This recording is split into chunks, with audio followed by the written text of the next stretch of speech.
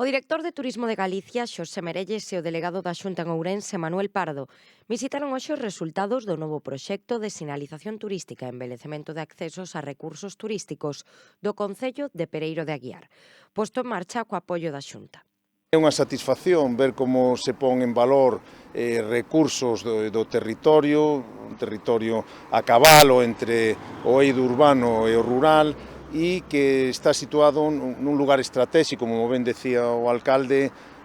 é a porta de entrada a Ribeira Sacra. O falábamos antes, evidentemente, se alguén se achega desde a autovía, desde Benavente,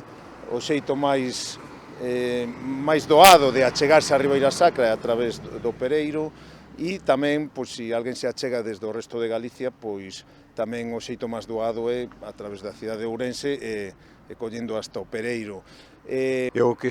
sei é de que San Martiño de Dumio hai moitos anos que estaba esperando, que estaba dentro dese bloque, non? E o que fixen pois foi sacarlle eso que lle sobraba, e agora ile o que ten que falar, ile o que ten que crear sensacións, emocións, sentimentos. E agora que empeza a falar aquí da miña obra, se logo despois ela non responde o que eu digo, pois a mellor cousa é dicir que a contemplemos e a ver que sensación nos dá, máis non podo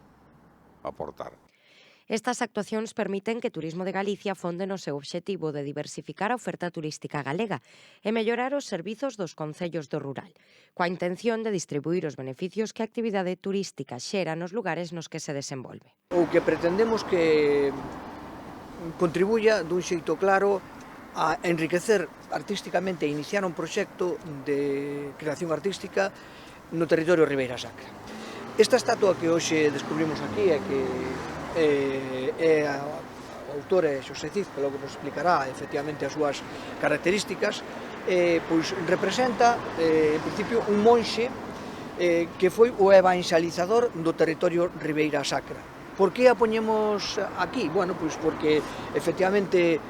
Pereiro é un lugar, como ven, de paso absolutamente obligatorio, é un lugar